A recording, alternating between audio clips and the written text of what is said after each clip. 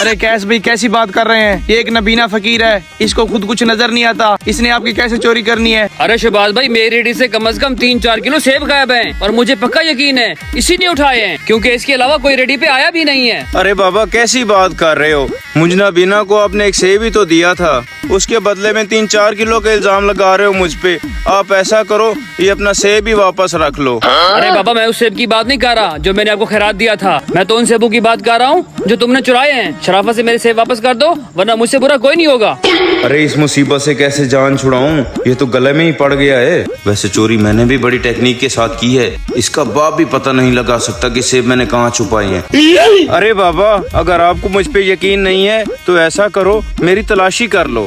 अरे कैश भाई छोड़े उस फकीर को, अगर उसने आपकी चोरी की होती तो आपको तलाशी के लिए कभी ना कहता। अरे बाबा, यही बात तो मैं इनको कर रहा हूँ, अगर मैंने चोरी की होती तो मैं इनको तलाशी का कहता। हाँ हाँ, मैं तलाशी जरूर लूंगा, इधर आओ।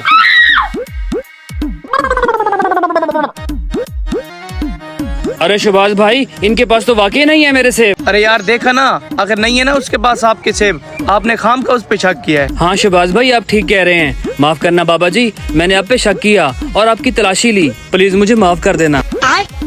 ये रहा आपका सेब और ये आपकी ट्यूब। हैं? ये ट्यूब इतनी वजनी क्यों है? लगता है आज तो चित्तर खाने का टाइम आ गया। गई भैंस पानी में। देखा शहबाज भाई, सारे सेब मेरे बरामद हुए ना इससे। हैं? कैश भाई ये तो बड़ा शातिर चोर है। हरामखोर, तुम यही काम करते हो? शहबाज भाई, इसको पुलिस के हवाले करते हैं। हाँ कैश भाई, उठाओ इसको और ले चलो थाने।